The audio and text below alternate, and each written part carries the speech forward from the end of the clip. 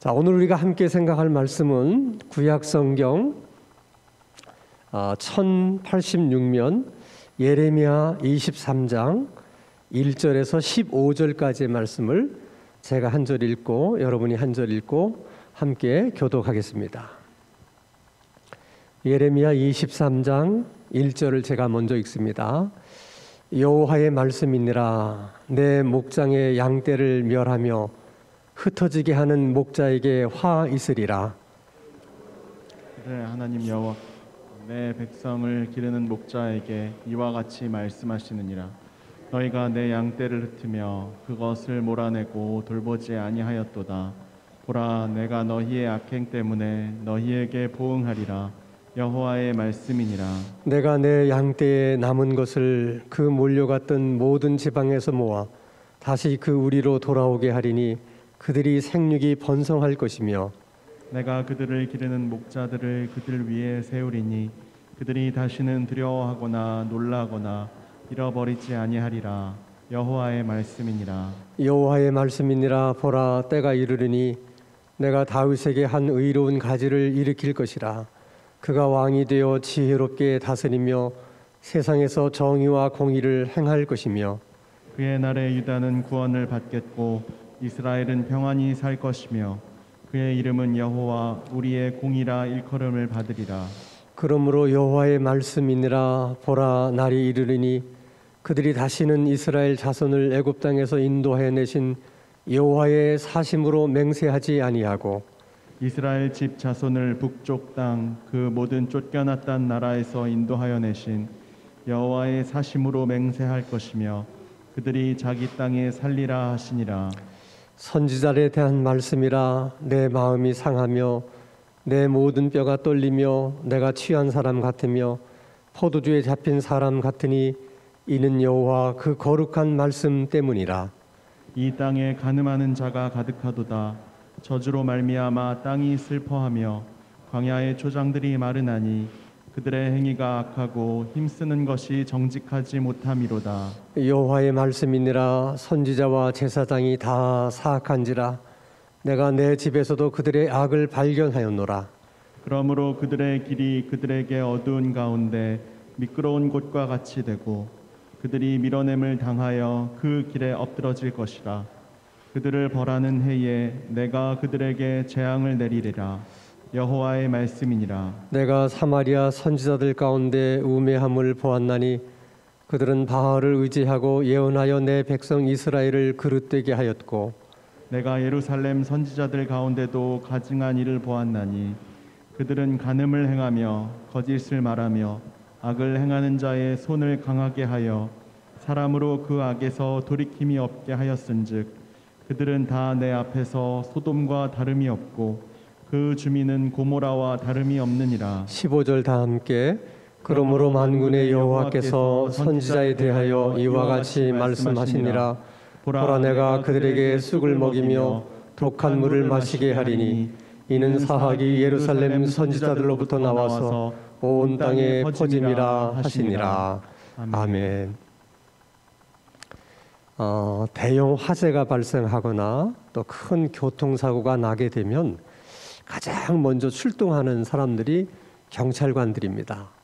경찰이 현장에 도착을 하면 제일 먼저 하는 일이 사고의 원인이 무엇인지를 찾아내는 일이에요. 그 사고의 원인을 찾아내게 되면 이 화재나 교통사고의 책임이 누구에게 있는가, 그래서 책임 소재를 밝히는 것이 이제 두 번째 경찰관들이 하는 일입니다. 자, 오늘 우리가 예레미야 23장의 말씀을 함께 읽었는데 예레미야 22장까지는 왜 남만국 유다가 멸망할 수밖에 없느냐 하는 그 멸망의 원인에 대한 말씀만 쭉 하셨어요.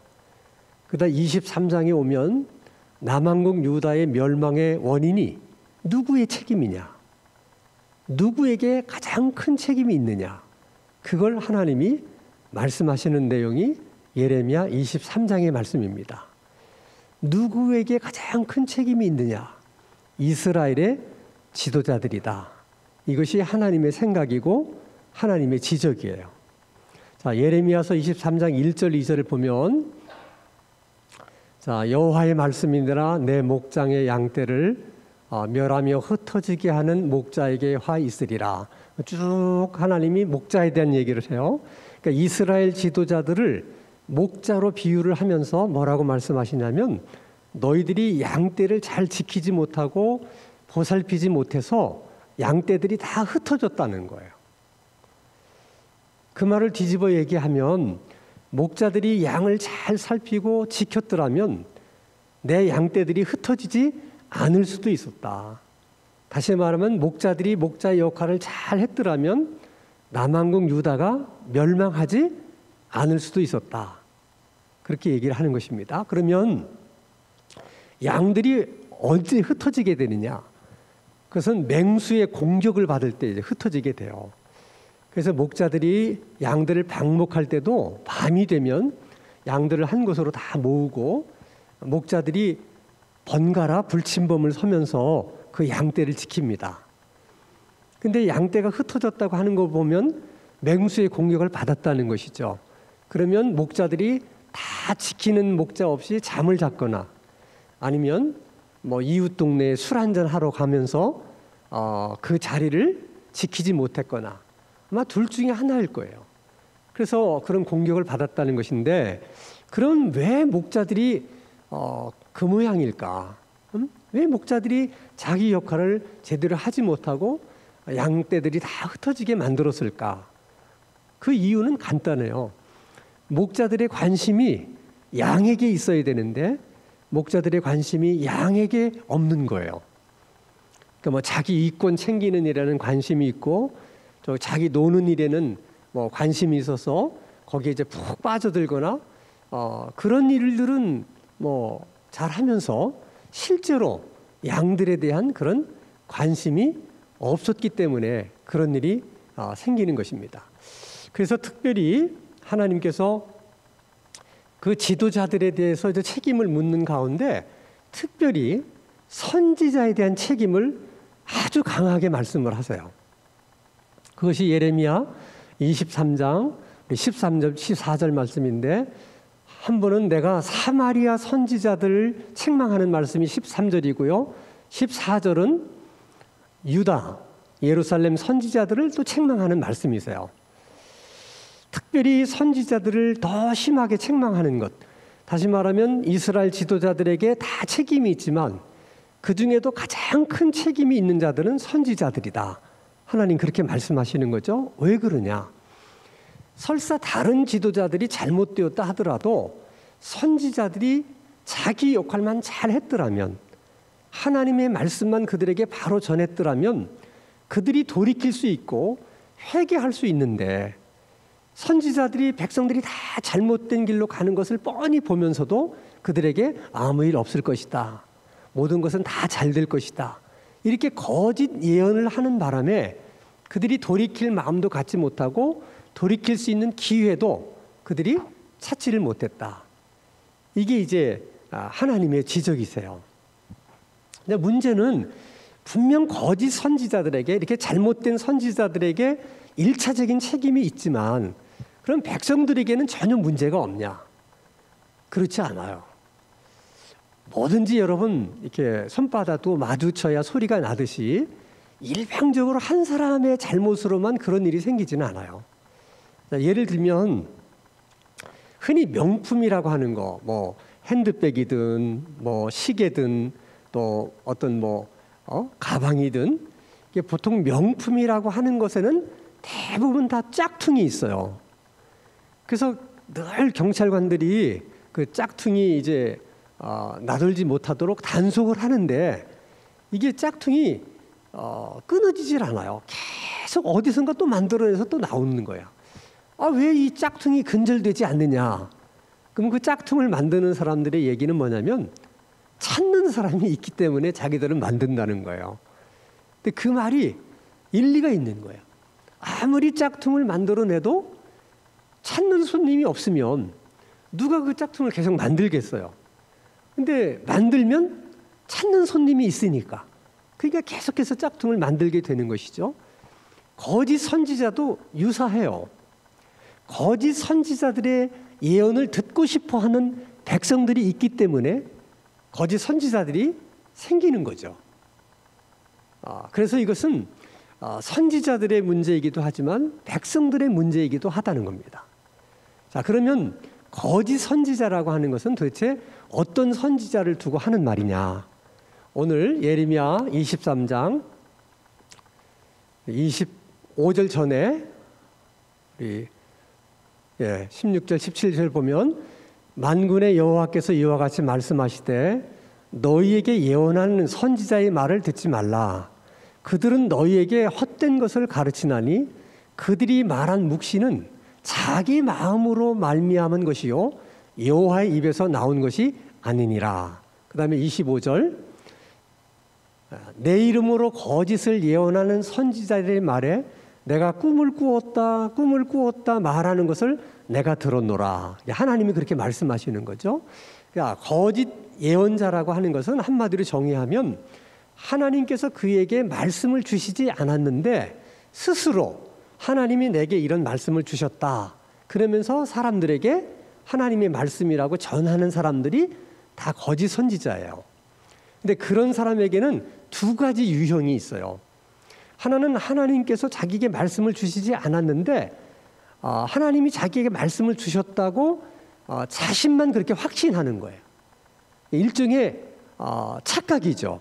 하나님이 지적하는 대로 하나님이 꿈을 주시지 않았는데 마치 무슨 꿈을 꾸고서는 하나님이 자기에게 이런 꿈을 주셨다. 이렇게 이제 사람들에게 말한다는 거예요. 그래서 이 꿈의 뜻은 무엇이다. 이렇게 이제 얘기하는 것이죠. 이 거짓 선지자들이 이제 상태가 좀 더 악화되게 되면 거짓의 영에 사로잡히게 돼요. 거짓의 영에 사로잡히게 되면 그 사람은 거짓인 것을 진실이라고 믿게 돼요.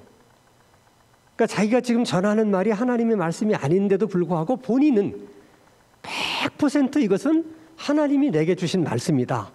이렇게 생각을 해서 사람들에게 조금 더 주저함이 없이 꺼리낌이 없이 예언을 하는 것이죠. 그래서 이 선지자, 예언자가 참 중요한 자리예요.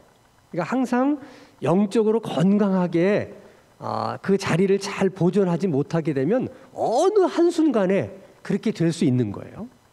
또한 거짓 선지자는 자기가 이것은 하나님이 주신 것이 아니라는 걸 알아요.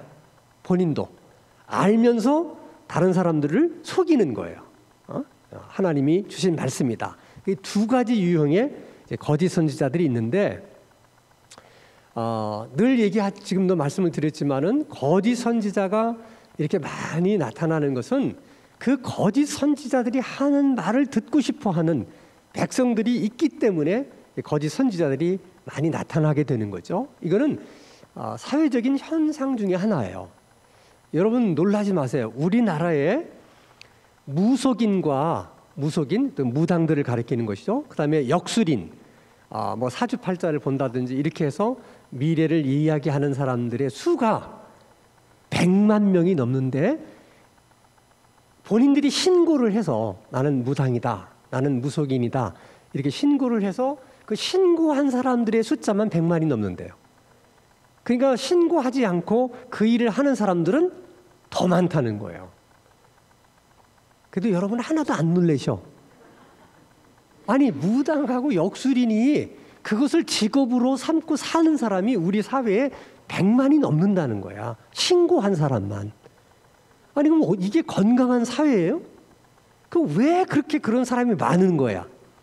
너무 미래가 불투명하고 사는 게 힘드니까 사람들마다 뭔가 내 미래에 대해서 좋게 얘기해 줄 수 있는 좋은 말을 해줄 수 있는 사람, 그런 사람들을 찾아서 헤매는 거예요. 여기 가서 들어보고 또 마음에 안 들면 저기 가서 또 얘기 들어보고 또 마음에 안 들면 계속 찾아다니는 거예요. 자기에게 정말 희망적이고 소망적인 그런 말을 해줄 수 있는 그 사람을 찾을 때까지 돌아다니는 것이죠. 그래서 이렇게 건강치 못한 사회에 특별히 지도자가 중요해요. 사회가 건강하지 못할수록 그 사회의 지도자, 그 교회의 지도자가 대단히 중요한 거예요.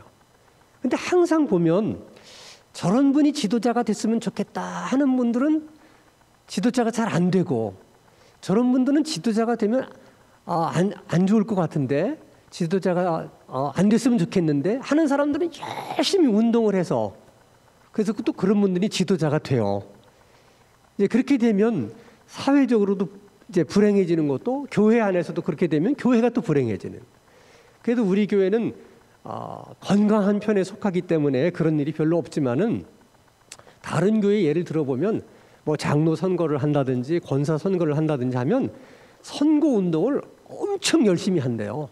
그래서 뭐 선거 있기 며칠 전에 막 점심도 막 사고 뭐 전화도 하고 뭐 하여튼 그렇게 열심히 일해. 물론 교인이 많은 그런 교회는 누가 누군지를 잘 모르니까 자기를 알리는 의미에서 뭐 커피도 한번 대접할 수 있고 뭐 점심도 한번 살 수 있고, 이걸 꼭 뭐 부정적으로 볼 필요는 없겠지만 중요한 것은 그 동기예요. 그렇게 자기가 지도자가 되고자 하는 동기가 어디에 있느냐 하는 게 중요한 거죠. 자, 그런가 하면 어떤 분들은 별로 뭐 장로도 될 마음도 별로 없고, 권사 될 마음도 별로 없고, 또 안수집사 될 마음도 별로 없는데 또 사람들이 뽑아줘서 되는 경우도 있어요. 근데 그런 경우는 그냥 하나님이 또 자기에게 그런 기회를 주셨다 여기고 감사하게 생각하고, 예레미야 선지자와 같은 그런 심정, 그런 마음을 가지고 좋은 목자로서 양떼들을, 성도들을 잘 섬기고 보살펴야 되겠다, 이런 생각을 가지고 그렇게 열심히 일을 하면 하나님께 영광이 되는 일이죠. 자, 중요한 것은 그렇게 되려면 지도자가 적어도 목자는 양들보다 항상 앞서 나가야 돼요. 그래야 양을 보살피고 지킬 수가 있고 인도할 수가 있는 거예요. 그럼 목자가 양보다 앞서 나가려고 그러면 기도도 더 많이 해야 되고 하나님 말씀도 더 많이 읽고 공부해야 돼요. 근데 이렇게 막 커피 사고 뭐 사고 이렇게 운동을 많이 해가지고 된 사람들 가운데는 되고 난 후에 말씀도 공부할 생각도 안 하고 또 기도도 열심히 할 생각도 안 하고 그런 분들이 꽤 있는 거죠. 그 이유는 간단해요. 그들이 지도자가 된 목적이 성도를 잘 보살피고 섬기려고 하는데 목적이 있지 않았기 때문에 그런 것에 관심이 없는 거예요. 근데 정말 내가 하나님이 나를 목자로 지도자로 세워주셨기 때문에 이게 너무 부담스럽다. 내가 어떻게 하면 이 책임을 잘 감당할 수 있겠느냐.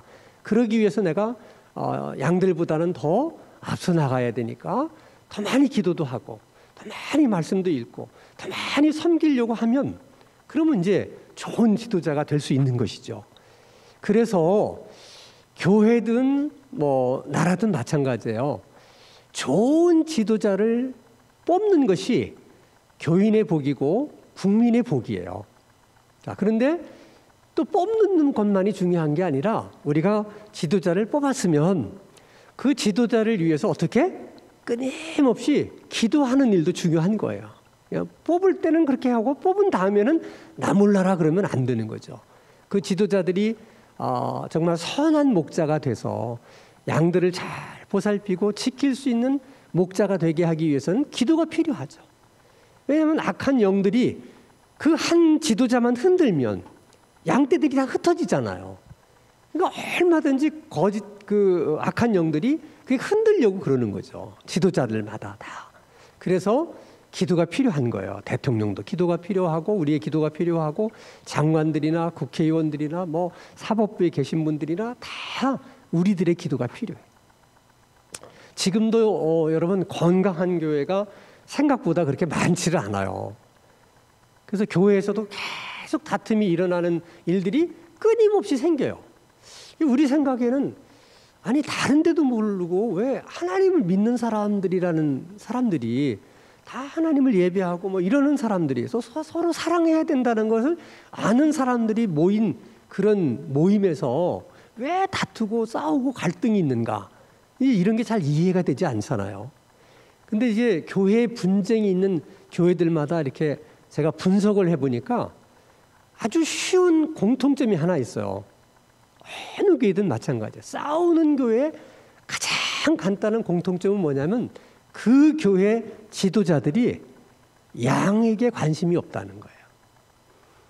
그러니까 성도들에 대한 관심보다는 다른 데 관심이 있어. 대부분 싸움이 일어나는 교회는 그래요.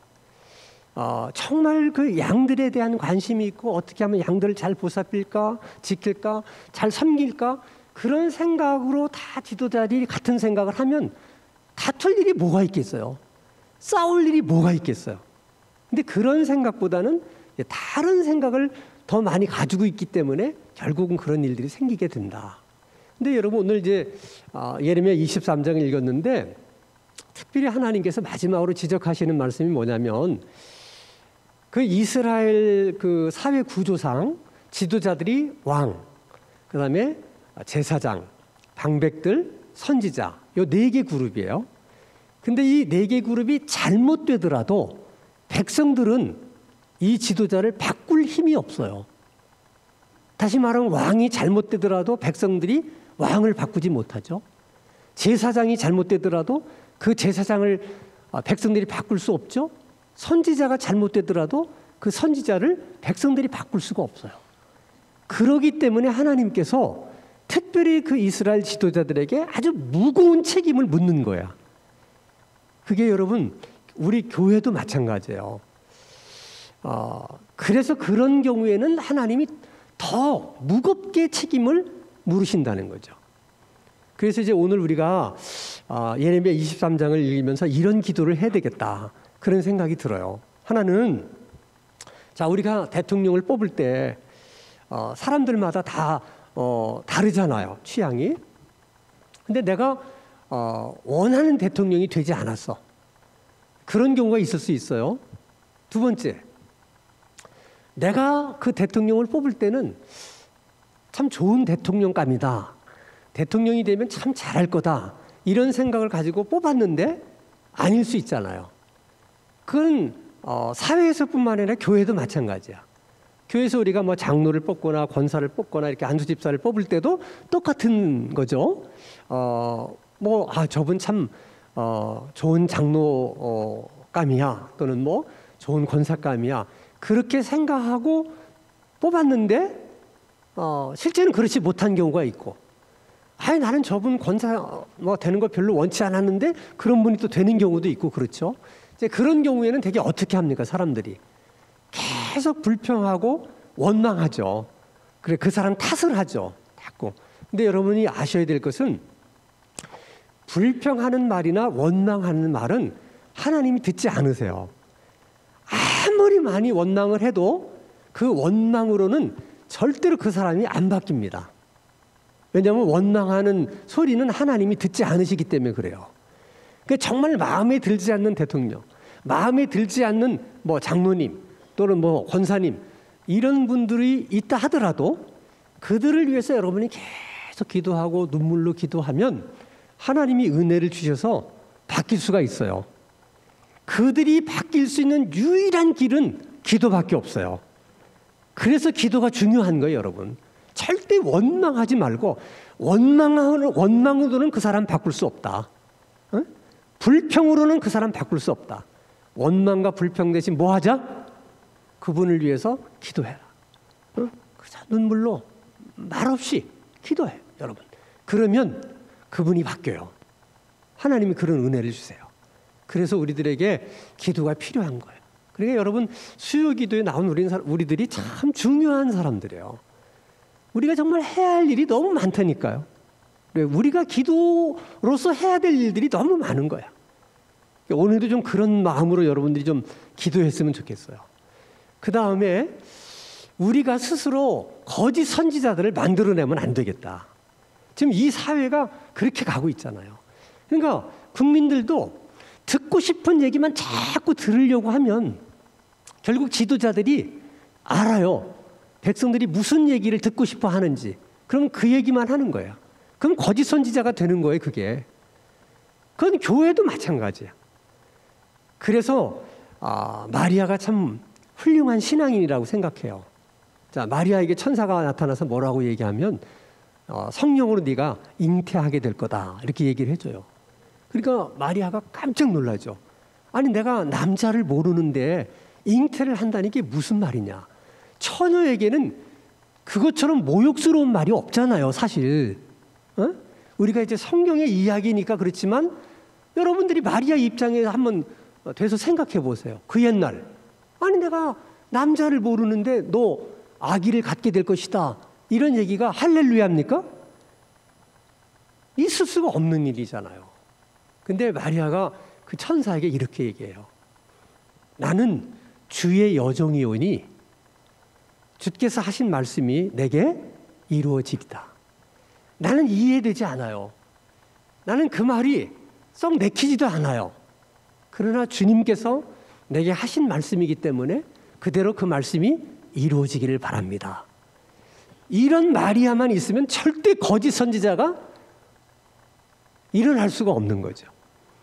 그래서 오늘 수요기도에 나온 우리들뿐만 아니라 우리 신당중앙교회 모든 성도들의 마음속에 마리아와 같은 그런 마음, 저는 주의 여종이오니 주의 말씀이 내게 이루어지이다. 그것이 내 마음에 들든지 안 들든지 주께서 하신 말씀이면 아멘, 그대로 이루어지기를 바랍니다.